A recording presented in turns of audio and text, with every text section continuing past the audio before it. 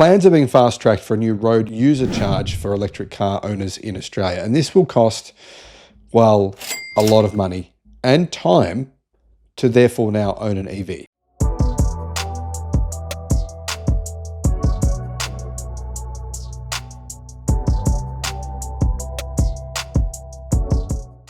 The Treasurer of the Australian Government, Jim Chalmers, and state governments fast-tracking plans. They are fast-tracking plans for a new road user charge, and that's not all that's going to change.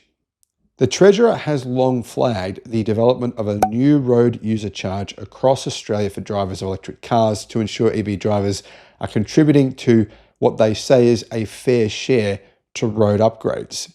Now, none of this report acknowledges the fact that internal combustion engine cars cause cancer and they cause all kinds of illnesses. The Australian government would save literally hundreds of millions, potentially billions of dollars. We don't know the exact numbers, but huge amounts of money would be saved if all of a sudden tomorrow every car in Australia was electric and not putting out poisonous gases. So the government is not looking at this, in my opinion, from a rational perspective. It's simply a revenue-raising exercise. The government, state treasurers, industry experts are gathering to hold talks on this, how this new road user charge will work ahead of an economic roundtable. All Australian motorists who buy petrol and diesel pay 51.6 cents a litre in fuel tax. Based on a planned New South Wales road user scheme, a national rollout will depend on your mileage, but might cost around $300 to $400 a year. Now, I should point out that New South Wales plans for this national road user scheme will be probably, if they do put those plans in place, I believe they'll go to the High Court, and I'll personally be part of this legal case. I will definitely take them to court, as Chris Vanderstock did in 2023. He took the Victorian government to court because it will be deemed, I believe, most likely to be illegal. The reason being, states themselves can't implement these charges. That's why the road tax, or the EV tax, that was imposed on EVs in Victoria was overturned in court by the High Court. The High Court said actually it was an illegal charge. The only legal way to do this is for the federal government to do it.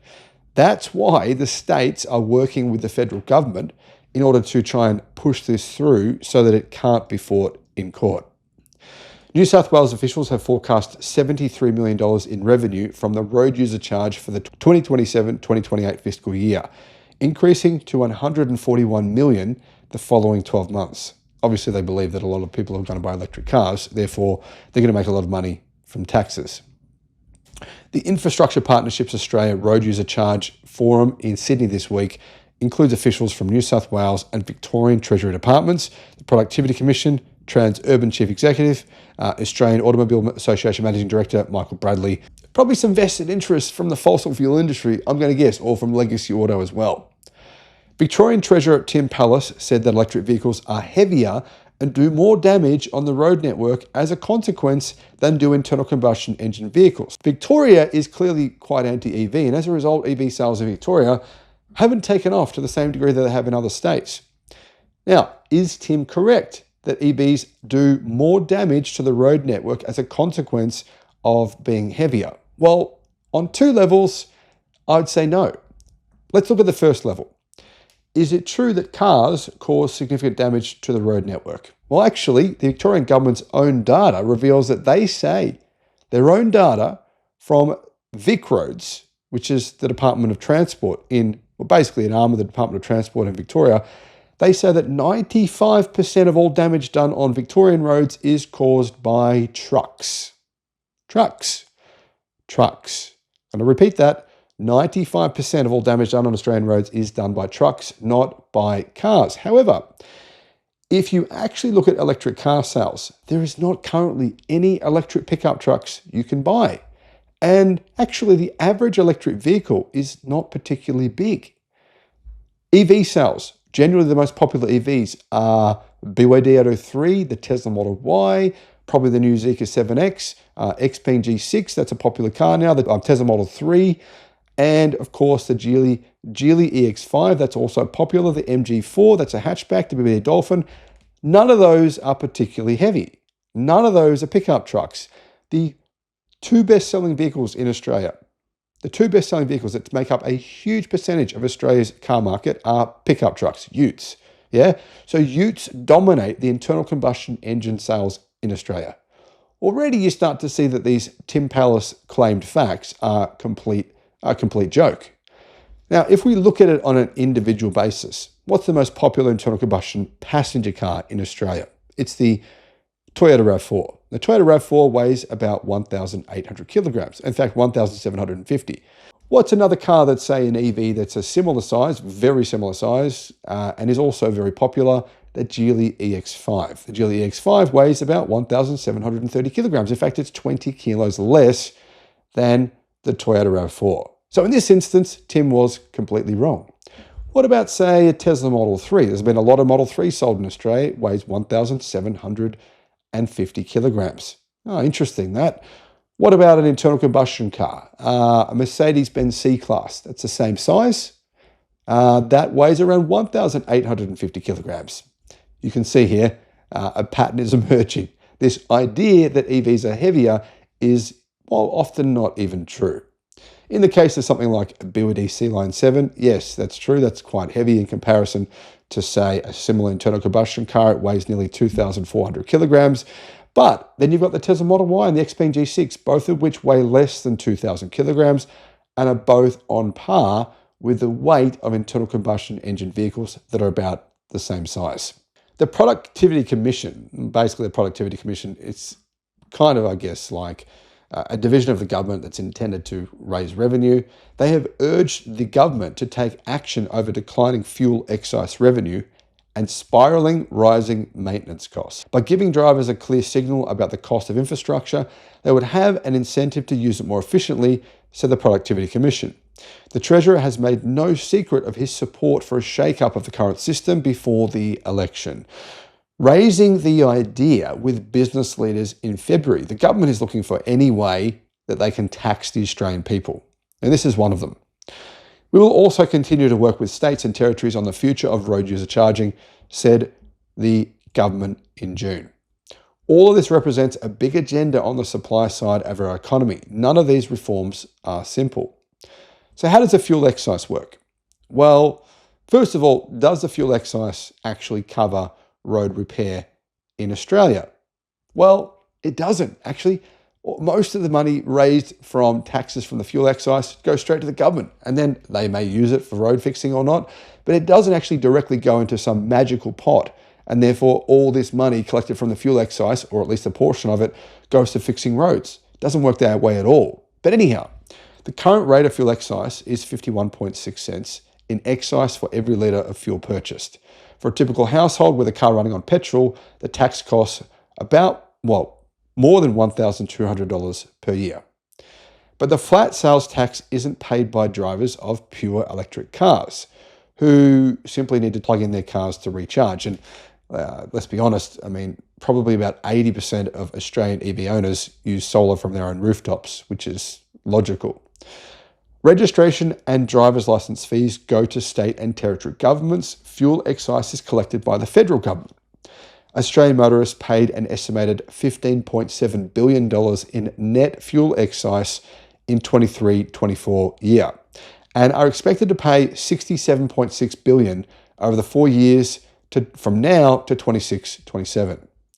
However, governments have long warned that a road user charge will be required to fill the gap in the budget left by declining revenue from the fuel excise as the petrol and diesel engines in new cars consume less fuel and Australians adopt hybrid and electric cars.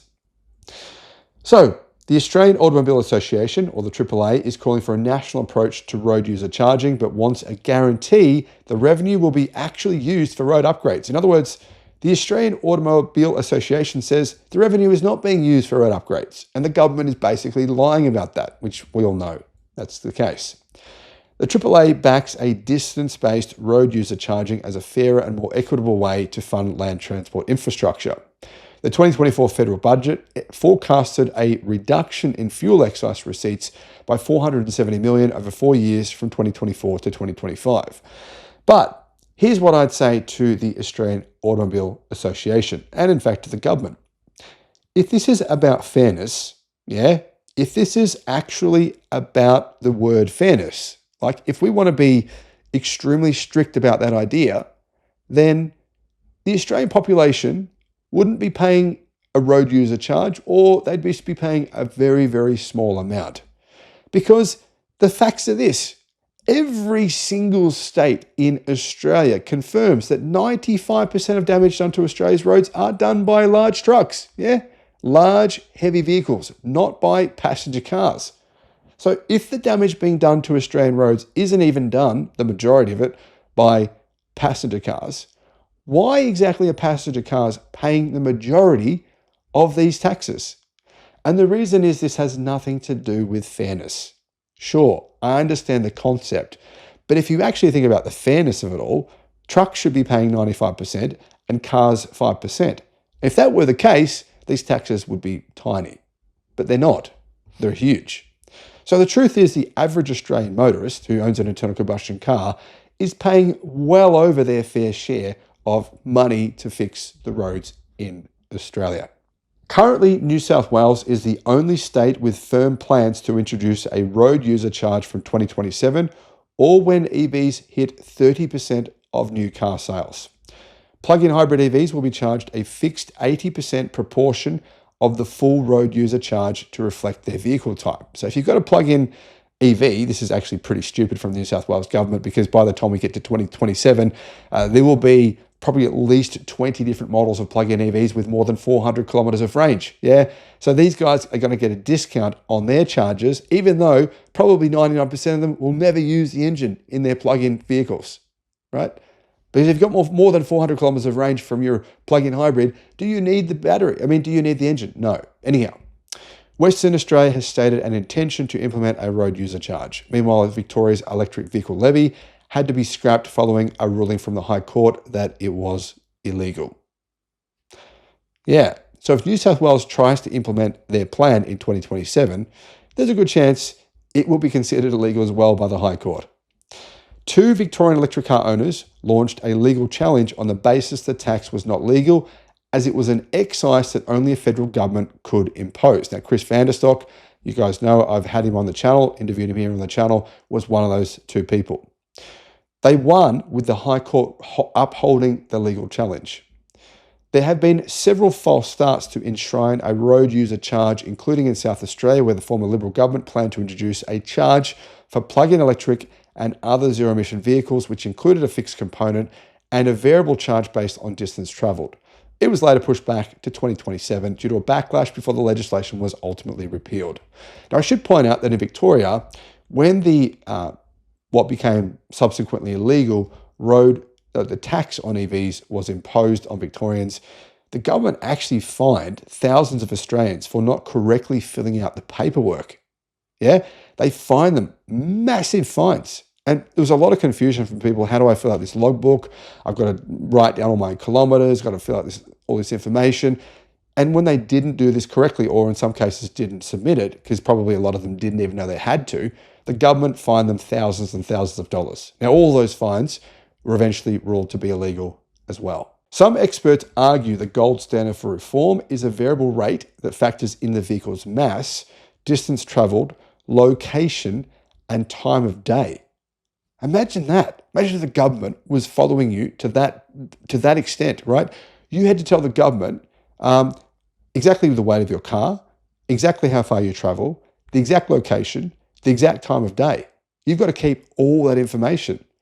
That is an extremely onerous thing to have to do. So if the government decides that is the gold standard, that's what we'll do.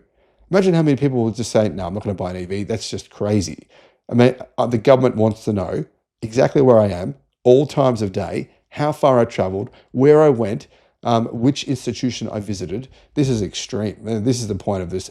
Absolutely, clearly, there's some vested interest going on here where they don't want EVs to be sold. If those things are enforced, I think it's pretty clear that that is the case.